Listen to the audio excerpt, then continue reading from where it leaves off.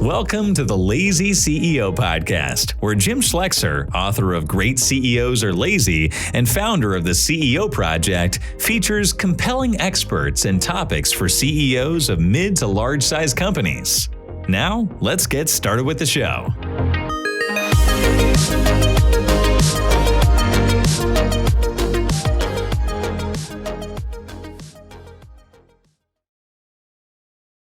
Welcome, everybody, to another Lazy CEO podcast. My name is Jim Schleckser. I am your host, and I am the founder of the CEO Project. Well, today, we're going to have an interesting conversation about some dynamics that we've seen with our clients. And Julie Walker, one of my partners and our CEO advisors, is going to help me with that conversation. And the question is, summarized like this: it's, when you're running a business, do you want to be king, or do you want to be rich? And there's a view here that those are a little bit mutually incompatible, right? If you want to do one, it's hard to do the other. You can't be king. And actually the motivations, I think, are fundamentally different. But maybe, Julie, you could just kick us off with framing, what do we mean when we say, king or rich? Because you've been working with some clients that are actually kind of dealing with this issue, right? So what do you mean when you talk about that?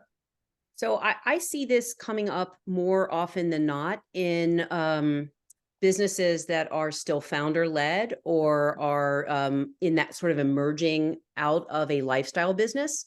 And you're at that crossroads where you're going to scale successfully or you're not. And that tension between wanting to be king and wanting to be rich, which I'll explain in a second, is part of what keeps someone in no man's land too long and or causes them to reverse course and go back to a lifestyle business. And it's a really important question to ask, and here's why.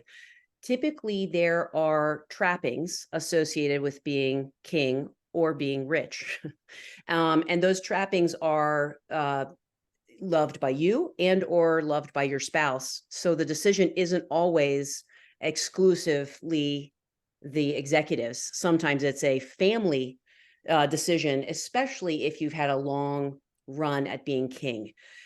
Typically, when you're king, you are the person who walks into the office, and everybody looks to you. Do they have to genuflect? Is that optional? Kiss the ring, kiss the ring. No, but I mean, it's even things like the name of your management meeting might have your last name. There are euphemisms in the organization that are specific to your personality. You are invited and headlining big associations and shows, and like you're the personality of the industry in many cases. And there's your name might even be on the door, okay? But there's a king element there that has to be shed, and it's very difficult when your name is on the door to pass your business off to a professional manager and not feel like they aren't respecting the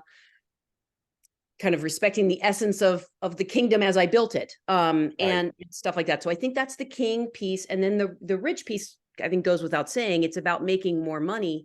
But there are ways in which your business may be structured that is preventing you from making more money. And so you may be even a little king and a little rich. Right. And it's preventing you from being really rich. So those are some things I'd love to talk about today. It feels like they're different intrinsic motivations to me, though, right? And you have to look at your own, what's important to me, like an inventory of motivations. And I've talked before about learning is one of my top motivations. Money's in the list, but it's not number one. It's not even two, probably. Money not even three, but it's in the list. So if I had a choice between an enriched learning environment and making a little bit more money, I'd probably go for the first. Here, you've got a case where, whether it's ego, power, image versus more money, I'm making that decision based on my personal inventory of what's important to me. And I think your comment about longevity of like, I've been like this, I'm ego. This is the word that always comes to mind when we talk about this. I'm ego involved in my business, right? My identity is my business. And so you pulling those apart it's like painful, like surgery, right? Yep. Yeah, I agree. And I think you're right. It can there that's why it could be like a little bit of king. There could just be some ego that is holding you back in terms of how you're um willing to transition to somebody else who might do things quite differently, but potentially quite better. There could be some just not thinking about it from a how do I make money versus I'm Mhm. really busy and I'm satisfied with my work. And there's nothing wrong with running a lifestyle business, except when you start making investments that cut into your lifestyle because you're trying to scale, but you're Mhm. stuck in the king piece. So that's why I think it's an important decision for folks to make as they, are at that, let's say $20 million. I've got a really nice business. I either want to sell it at some point. I'd like to retire and do something with this business. You've got to have a way to be able to pass it on and scale it. And you have to de-ego the business to do that successfully. Can you do this yourself though? I mean, you're talking about, oh, deciding to bring somebody else in and letting them run it for you, which is more like a succession conversation. Is it always under the context of succession, or is there sometimes I have an epiphany and I've been running this to sort of satisfy some needs I have? I go, damn, but I'm not economically getting where I want to get as a family, as a person, as a whatever. I need to shift my behavior set in a more money oriented way, in a way to build something that creates wealth and not satisfy my ego. So can an individual do it, or does it have to be a transition the way you described? I think an individual absolutely can do it. I have a member, his name is Ken Bartz, and he runs Monster, which is a marketing agency that supports mortgages. Okay. Okay. And he's been doing it for many, many years. And he had an epiphany and said, wonderful cyclical lifestyle business, makes good money. So again, little king, little rich, he's doing great. Decided he wanted to be lazier and more rich.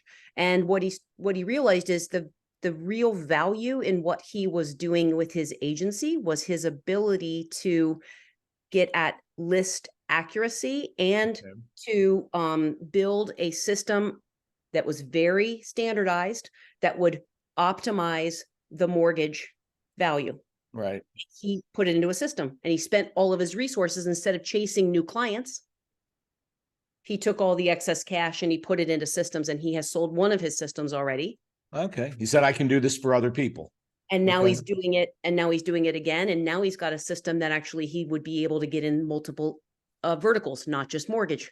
So that to me is an example of an individual who re-engineered his business model, re-engineered where he focused his and his organization's time to be able to really scale in a more standardized way, which is recurring revenue, all the things Yeah. you preach all the time. Yeah. I love recurring revenue. Interesting. Um, and what about, the mission or vision of the company? Is that somehow tied to this question? In other words, if I am ego gratifying through the ownership and leadership of the business, does the mission show up in a certain way? Does it represent that, or do those two things work together in any way that you've seen? I haven't seen, I don't have a great example of a mission statement transformation to share, which I think would be the most kind of compelling piece here to talk Right. about what was in the mission statement and what became in the mission statement. But I do think that I do think that a company's mission statement is an important way to communicate to the organization Hmm. what you'd like the organization to do. And the more it feels like everything's about the client is first, and we're here to satisfy anything that comes in the door from the client, tends to work toward the king. Mm-hmm. Yep. And things that talk about why it's so important to run most of our business off of booklet or catalog, Yep. so that there's more standardization, and then just secret zhuzh on top, which allows for, I'd say the feeling of customization with a lot less effort would definitely make a difference in pivoting that direction. Right.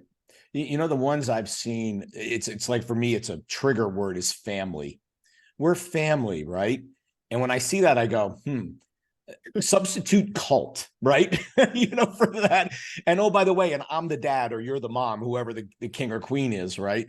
that we're all family, which, by the way, in every family, there's a dad or a mom, and I'm the dad, just in case you were wondering. So I always find when I see that in a mission statement or in a value set, I go, that is a really interesting one, because it means like this benevolence, like this, I take care of you. And it's a parent-child relationship that's being established in that, which leads to this, right? I'm the king. So that's when I see mission and value, when I see family, I go, there may be a little something going on here along these lines. Yeah, I think when you have something in your mission statement that actually really pushes at scale, that is 6x, 10x where you are today, right? That would be the opposite of the family, which kind of keeps it warm and fuzzy and around the table, to your point, and very much hierarchical. You know what, the other thing that, and you sort of touched on it, is who you hire and who is affiliated to who wants to be in these kinds of organizations. Talk about that. And I think particularly talk about it. Okay, we hired one kind of person that was successful in the king environment or the queen environment. And now we're going for a more process, recurring revenue, rich orientation. How does that work? Because they feel like very different kinds of employees. So I have two stories I'd love to tell on this one, Jim. Mm-hmm. The role itself that breaks most often in this choice is the type of salesperson you hire. One is the salesperson that's really about, again, client service. I'm strategically understanding what's important to Jim Schleckser, and I'm going to go back into my organization and alter what we're selling to make it work for the client. That intimacy piece. Mm-hmm. And the other one is a salesperson that's like, I'm going to call 750 people every day because 300 of those are going to actually lead, and it's really about like hammering the same message over and over again. They're very different salespeople, and you will have a real struggle if you've hired one and the other. And another piece I think is a great example from Ken's brief stint in no man's land, where he hired a bunch of senior executives. You talked about, does it have to be through transition to other people, or does it have to be done by yourself? Ken was like, I need to bring in some executives. Right. He hired all the wrong executives. No kidding. The executives wanted to be king. Didn't want to be king. So they wanted staff. They were like, the only way to get this done. They had come up in hierarchical organizations. So it was all about getting other people that I can lead and be the head of my department. Yeah. And so I think the insight there would be getting folks that aren't motivated by titles, by the number of people that they have as direct reports. When you get some of those questions right out of the gate, out of someone you're hiring, they probably want to be a mini king of the function. Interesting. And how does that vary when we go to, there was a phrase one firm I worked with talked about. They said, we're going from playing business to doing business. And the playing was, we meet and we talk and but it's not real. Like, it's not hard hitting. Let's get things done. And they tried to shift the culture to doing business, which is more like the second thing you're talking about. So what kind of execs or kind of team do we look for when we try to shift into we're going to make money now? We're going to try to get rich, right? We're trying to create wealth. Not only, and I think just for everybody's listening, let's be clear. I think what we would support is when you get rich, everybody gets rich, right? This is not, we're all still in service to the king to get a big pile of gold for the king. It's, you're part of this journey and everybody gets a taste of it on our way in this journey. So let's be really clear. This is not like make the king rich. So what is different about those kinds of people? Are there a marker that we should be looking for? Is there a way we should think about them? They bet on themselves. Okay. I like that. They're leaders that do, meaning they do know how to do the job. They don't have to hire somebody else to do the job. And I do think that there's a risk of hiring too high up. And based on title and experience, a lot of people get enamored with. But I think that the other profile that I would say is, this is the person who wants in the game. They want to be in the Super Bowl, meaning that they're willing to stretch themselves to a higher stakes risk. Not that they want to be the person holding the hose. Like they don't have to be the hero of it, but they want to be in those big rooms. They want to stretch. They're not about being comfortable. That's why I think your aversion to the word family Yeah. is also so dangerous. People who want to be part of a family aren't typically the same people who want to be part of the highest stakes team, where everybody else is going to make them run harder. Yeah. You know, I read I think it was a quote that talked about, if you want to achieve great things, you have to get used to being uncomfortable. But basically all the interesting stuff happens when you're uncomfortable. If you're comfortable, you're not going to like push the boundary. You're not going to create something incredibly innovative. You have to be in this position of, okay, I don't really know what this is going to look like. I'm going to be uncomfortable, and I'm okay living in that uncomfortable place for the benefit trying to get something interesting done. And that, again, is sort of the opposite of family. I'm sort of supporting your point here. I mean, it goes to why we encourage people to participate in some form of a peer group, not just have an advisory board that's all paid by you. And for, I think for many of our clients, what we see is they have an advisory board that is full of, comfortable folks that they've known and trust for a long period of time, but who really aren't pushing them out of their comfort zone. And I think it's one of the tips that is in a great book that I love called Built to Sell. Okay. It's by John Warlow. You don't have to sell, right? But the components of being ready to sell are similar components to being wealthy or making more money, maximizing your wealth. And one of those is having the right advisors, is one of his tips. Recurring revenue is another one, highly tuned sales engine, standardization, specialization. So you're known for something your sales pitch can actually work. Yeah. And then you talked about the leadership qualities, but it's a strong, empowered team.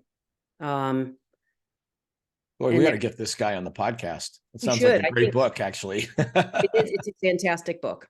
Yeah. And I've always, I agree that this idea of built to sell is a great idea, because even whether you're going to or not, you're going to improve the value and worth and frankly ease of running the business. It's interesting you're talking about the executives, but I've also seen this on the board level, and that's another group that has to change if you have a board, if you're trying to really propel the business to another level. And I'll run into a board and I go, well, who's on your board? Well, I got my lawyer, my accountant, a buddy from college, and my neighbor. I'm like, so you don't really have a board, do you? You like got a bunch of friends that get together and drink and talk about your business, but that's not a board.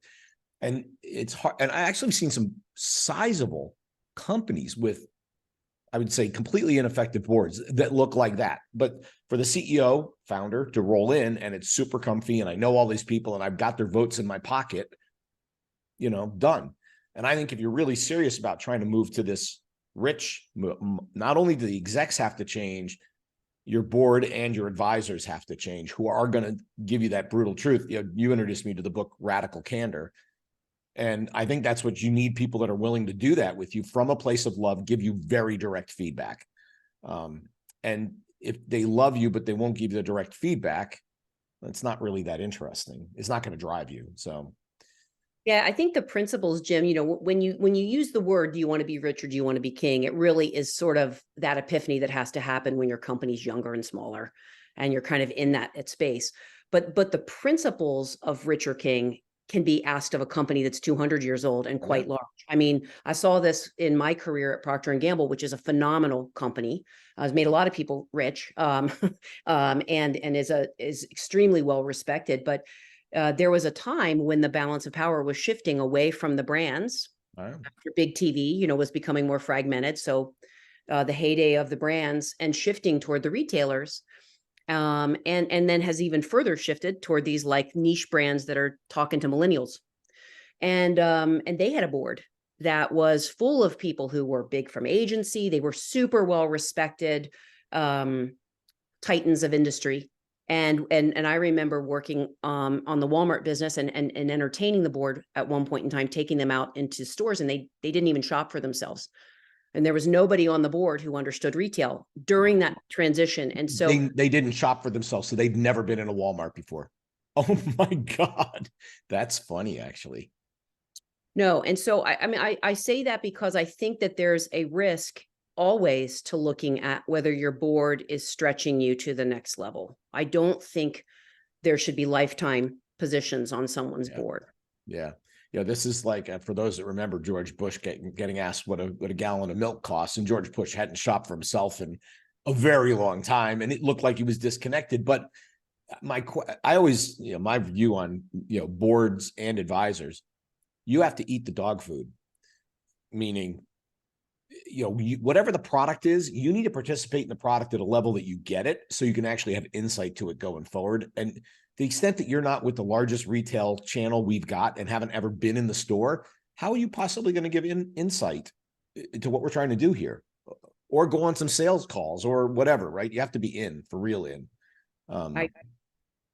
Interesting.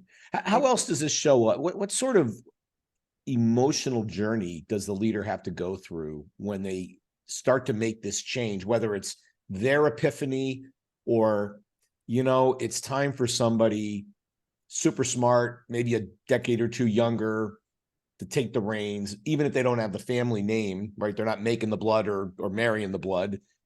What emotional journey do they have to go through when that happens, Julie?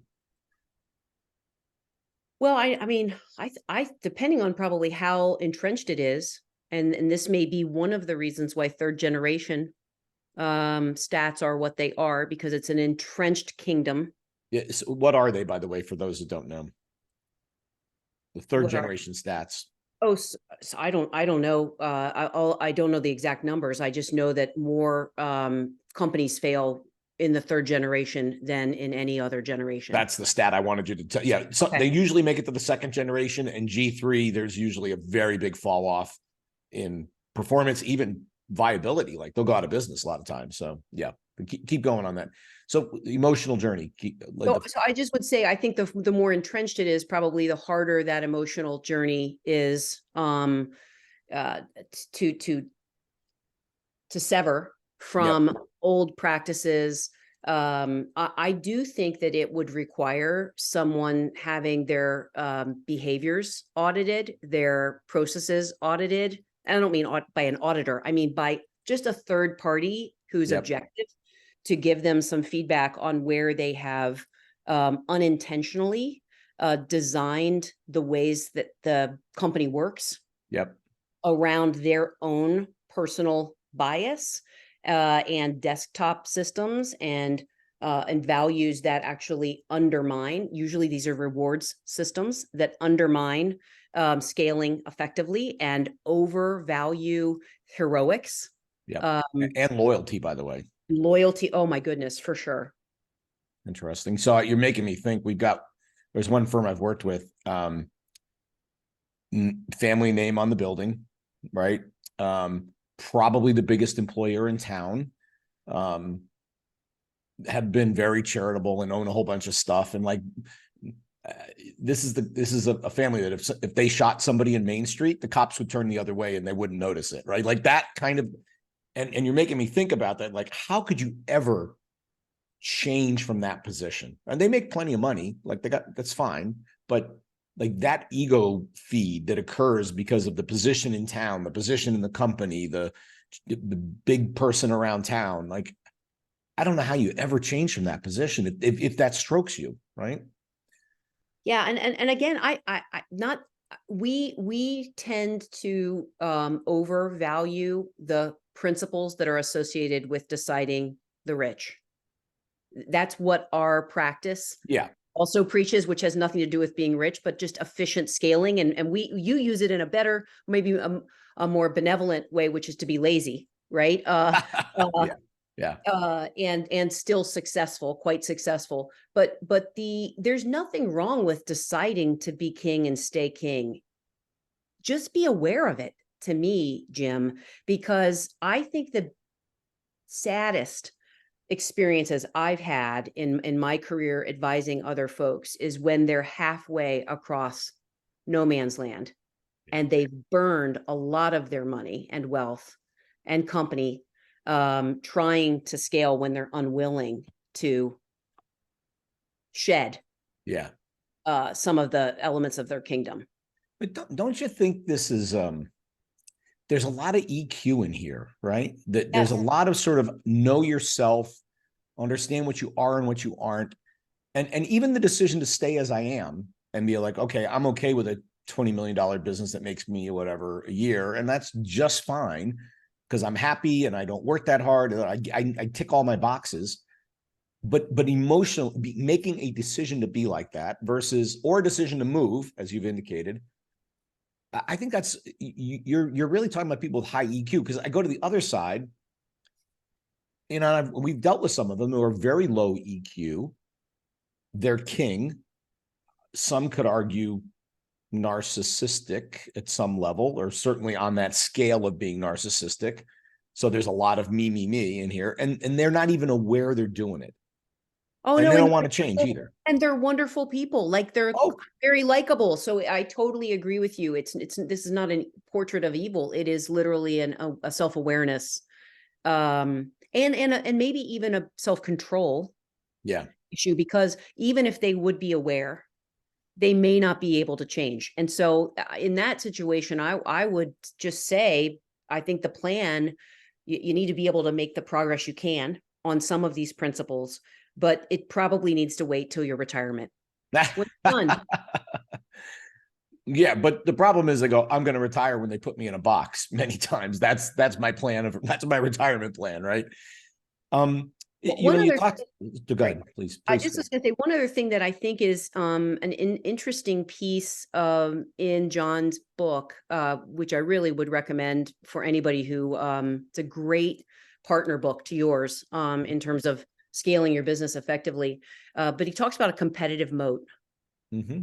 Sure. And how important a competitive moat is. And I think that is something that consciously choosing, and I believe there was a question at one point about what's in your mission statement or what's in your strategic choices at the top, strengthening and enlarging the competitive moat is a big part of I believe being a successful company long term, and increasing your ability to generate wealth.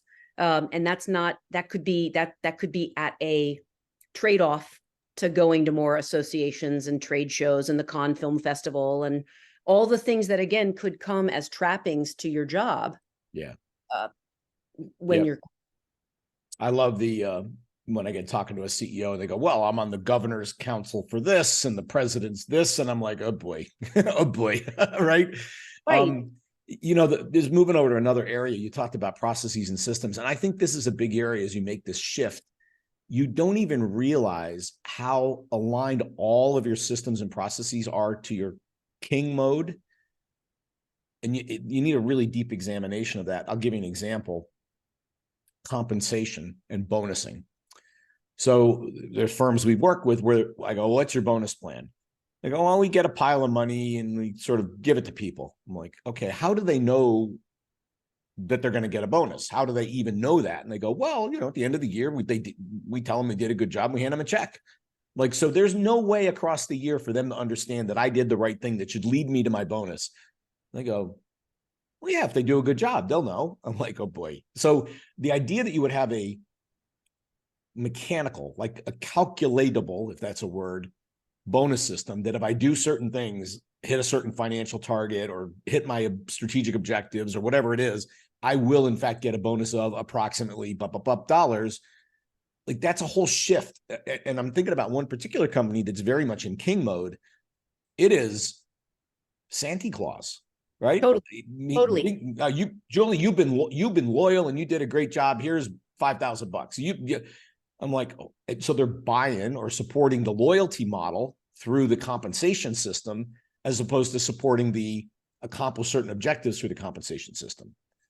You are exactly right. And that's that when I said the word audit, you said examination. I think it's a better word to explain who would do it. It doesn't matter, but to have an outside business expert examine all of your systems to see just how fixated and stuck you are in king mode is really important. Christmas parties are a wonderful example.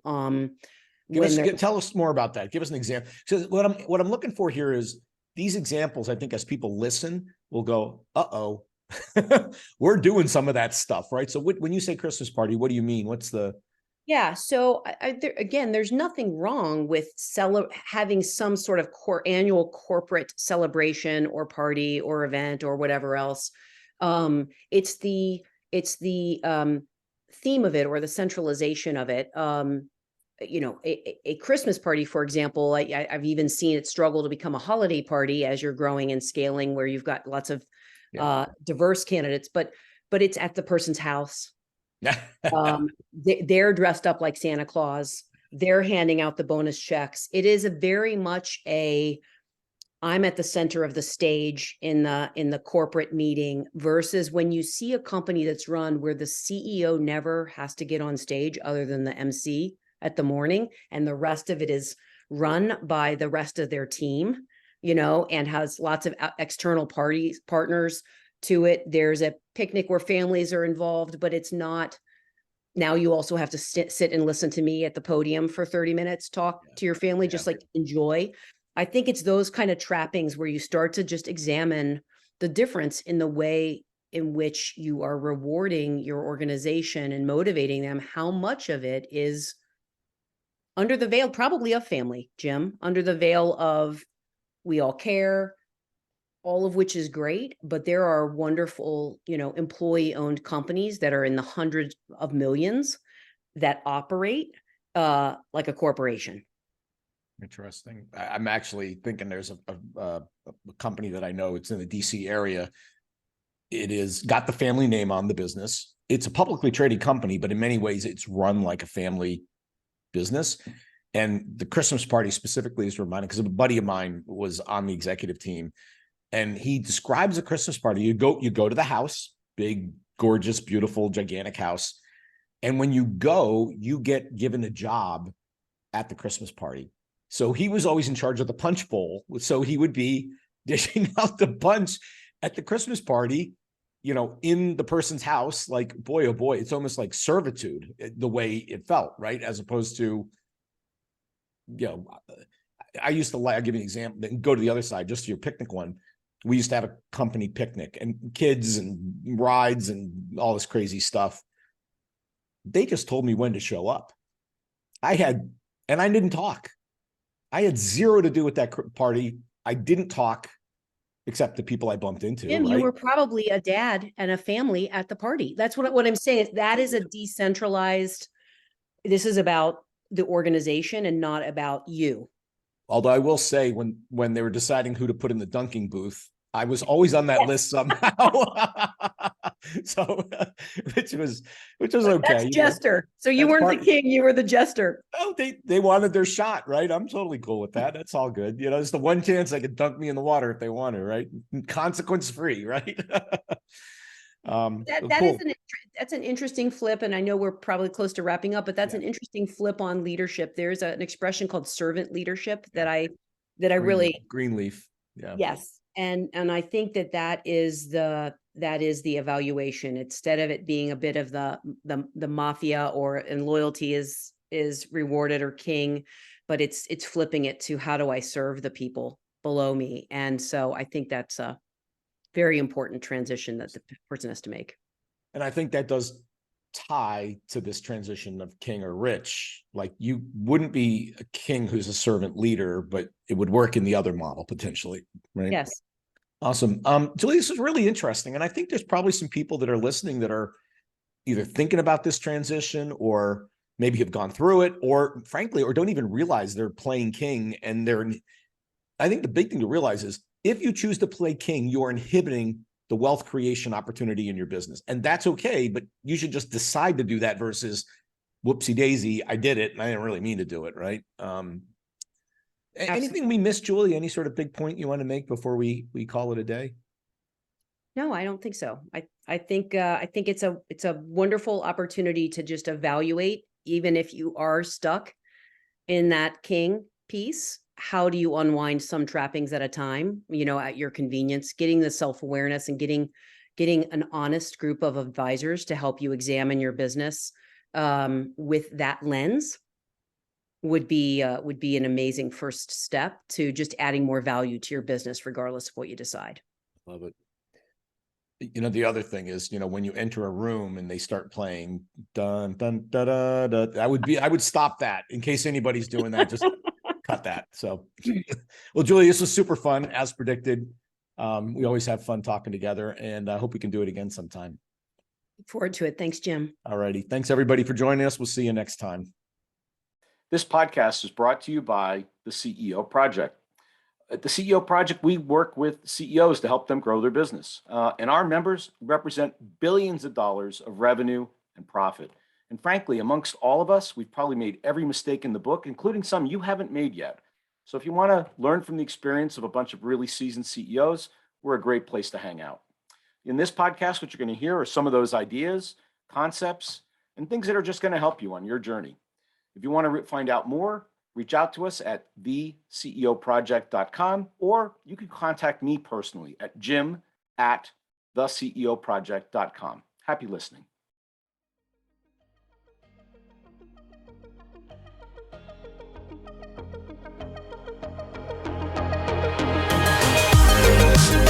Thanks for listening to the Lazy CEO podcast. We'll see you next time, and be sure to click subscribe to get future episodes, and check out our website, www.theceoproject.com.